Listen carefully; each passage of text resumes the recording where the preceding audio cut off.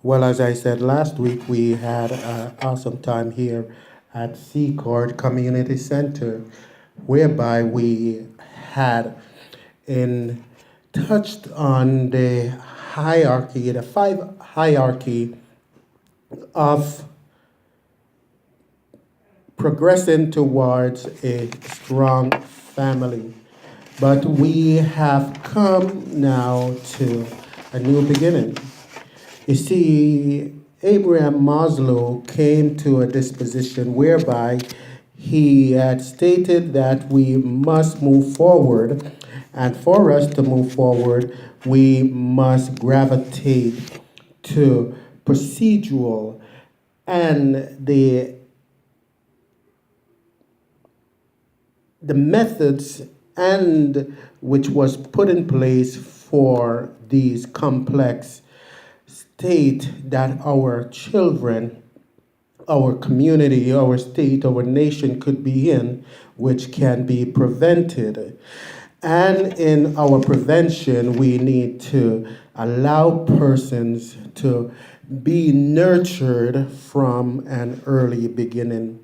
A family, a community, a society, and a nation cannot be strong in moving and propelling forward if they do not succumb to building and providing the necessities of the person. So saying that the psychological needs must be met first and foremost, according to Maslow, in pursuing a strong community, such as food, provision, water, warmth, and rest, a place to rest. These things cannot be satisfied unless we move forward. You see, safety needs also to be secured. The person, the child, the infant, ingrowing, needs to be certain that their parents would be providing a state, a place of security, a place of safety. And as we move and graduate up to what we call the more advanced needs, belonging, intimacy, relationship, friendship, socialization must be cemented and concrete for the person to continue their life development to a greater capacity, and whereby we will be able to be progressive. Esteem needs prestige and feeling of accomplishment must also be met for the person, for the child, for the individual, boy and girl, male and female, to progress up to the last and most advanced need.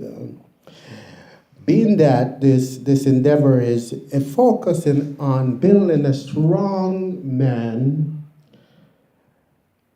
for relationship to the world.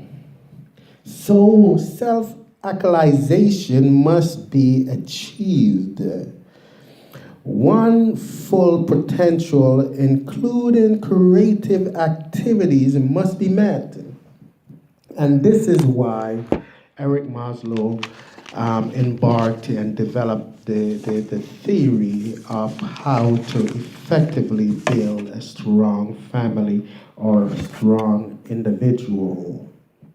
And so it is that in the homes in which we are looking at in this time, where too often it is producing males that are weak, males, individuals that succumb to peer pressure and not able to make a decision on his own. We call that bullying, pressure, and we need to, therefore, before this person embark into the world, that he must have some type of information within him so that he will be able to withstand every wind of doctrine and not easily be doctrinated, that he may lose his strength as an individual.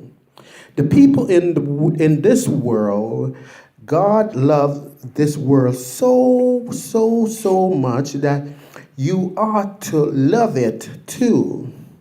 You see, we have individuals that are saying or going through some little trauma or difficulties will say that, oh, I hate this world.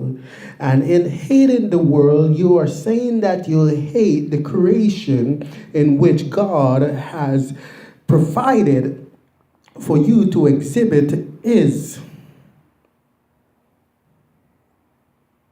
doctrine or His characteristics.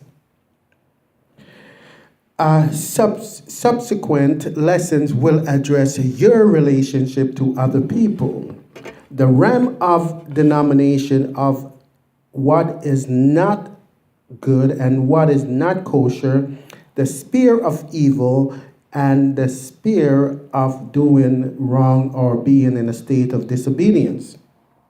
You see, the moral person is forbidden to love this world, but he or she must enjoy this world and make it provision so that those that are in the immediate environment and those that are to follow need to come under arrest of what is correct and what is right to do.